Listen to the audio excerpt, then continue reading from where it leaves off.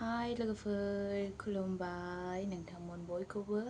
आंनि YouTube चेनेलावहाय दिनैहाय फिन खेबसे बरायफिनबावबाय आरोना एसे गोबाव जाबायमोन भिडिअ लाबोयैया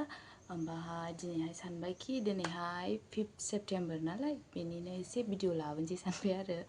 मानो होनोब्ला जोंना स्कुलाव एसे प्रग्राम दं नालाय फिसा प्रग्राम दङ टिचार्स डेनि बेनि थाखायनो आरोना नोंथांमोना आंनि भिडिअखौ मोजां मोनोबा नायलांबाय थादो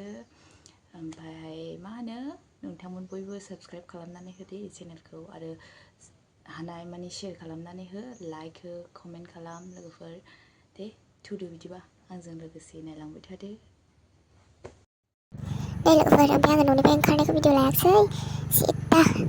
स्कुल मोनहां खाथियावसो लाफैबाय आरोना आङो भिडिअखौहाय थांगासिनो दं आरो आङो नै लामायाबो मोजां नङा नालाय बेनिखायनो मबाइल दैनो एसे प्रब्लेम जायो भिडिअ लानो थाखाय बेनि थाखायनो आङो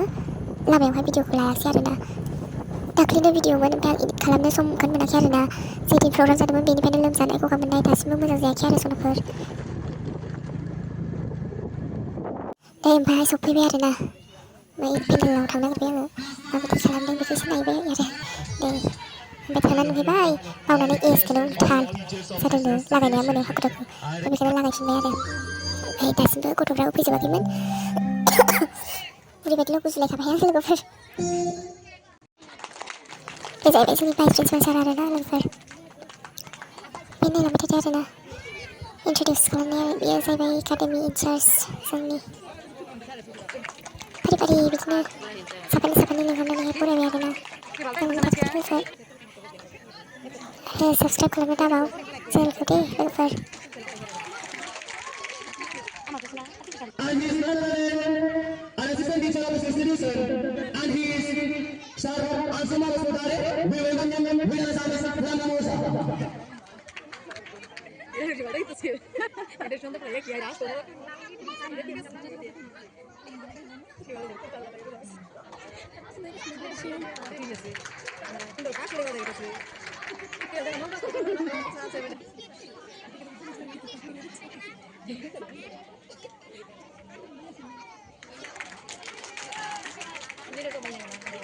Thank you. So next I would like to welcome, and she is none other than assistant teacher of this institution, and she is Ma'am Rashna Begum. We welcome her with a service from Namosa.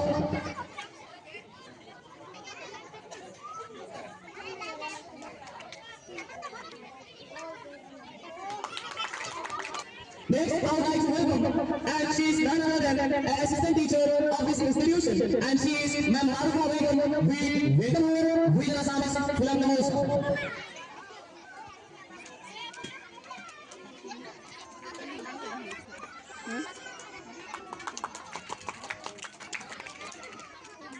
Thank you.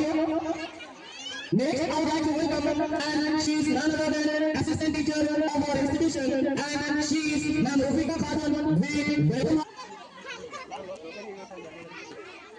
Thank you.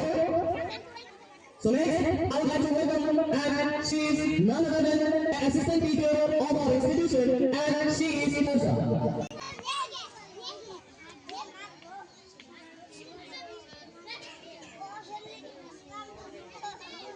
मेरे को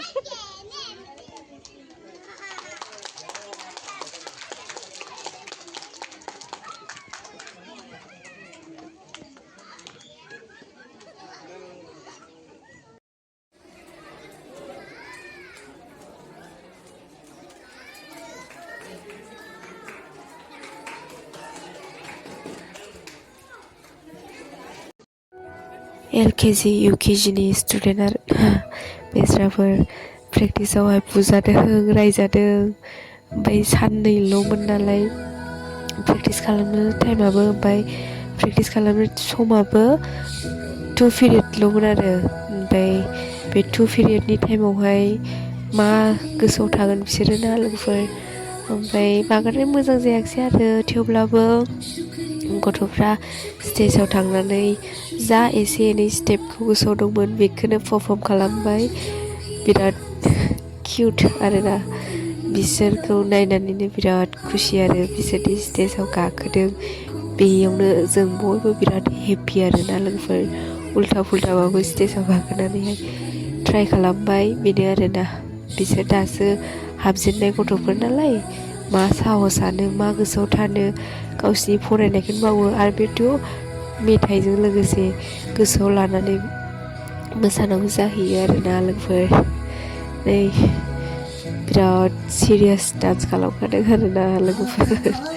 मा होनबावनो होननायसो जालांसै ओमफ्राय आंना गोदोनायाव ओरैबायदि problem होगासिनो दङ रायज्लायनायावहाय मा खालामनो आरो बे गोदोना मानबाय थानायनि जुनैनो आं भिडिअखौ इडिट खालामनो हायाखैमोन थेवबो दिनै खालामथारबाय आरोना आङो